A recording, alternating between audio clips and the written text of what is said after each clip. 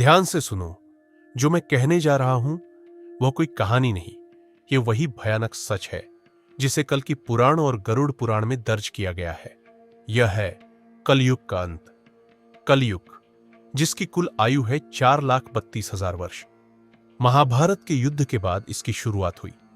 अब तक केवल 5,000 वर्ष ही बीते हैं। शेष समय धीरे धीरे चुपचाप संसार को उस अंधकार में धकेल देगा जहां धर्म, सत्य और करुणा केवल नाम भर रह जाएंगे।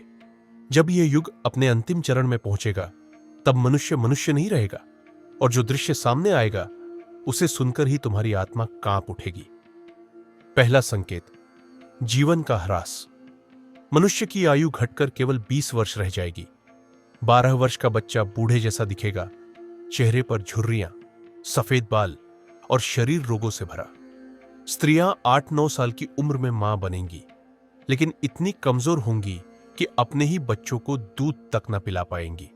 बच्चे कुपोषण से मरेंगे। घर घर में भूख और बीमारी का मातम छाया होगा। रिश्ते टूट जाएंगे। भाई भाई के काम नहीं आएगा। मां बाप और संतान भी अजनबी हो जाएंगे। दूसरा संकेत, धर्म और मर्यादा का पतन। धार्मिक कार्य, पूजा पाठ, विवाह संस्कार, श्राद्ध सब गायब हो जाएगा। पतिव्रता स्त्रियां लगभग समाप्त हो जाएंगी। स्त्रियां अनेक पुरुषों से संबंध रखेंगी और पुरुष भी अपनी मर्यादा खो देंगे। लोग स्नान छोड़ देंगे।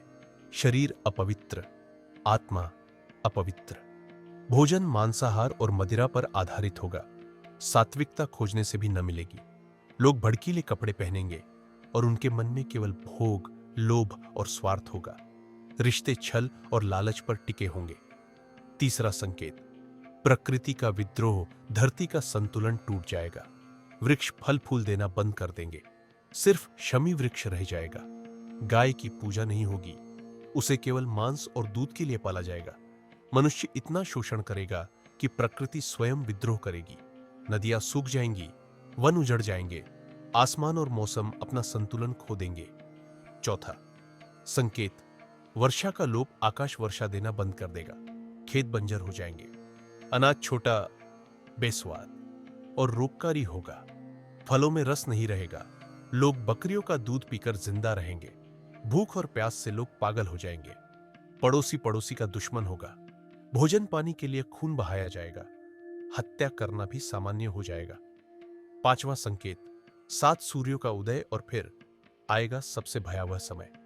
आकाश में एक नहीं 7 सूरज चमकेंगे। उनकी तपन से धरती का हर जलसूत्र सूख जाएगा। समुद्र, झीलें, नदियां सब भाप बनकर उड़ जाएंगी। गर्मी इतनी भयानक होगी कि हर जीव जलकर राख हो जाएगा। और तब मैं रुद्र रूप धारण करूंगा। आकाश घने काले बादलों से भर जाएगा और फिर लगातार 100 वर्षों तक तलवार जैसी तेज वर्षा गिरेगी। धरती डूब जाएगी। जो कुछ बचा होगा वह भी समाप्त हो जाएगा। यह होगा महाप्रलय। लेकिन याद रखो, यह अंत नहीं है। जब अधर्म अपनी चरम सीमा पर पहुंचेगा तब मैं कल के अवतार लेकर आऊंगा।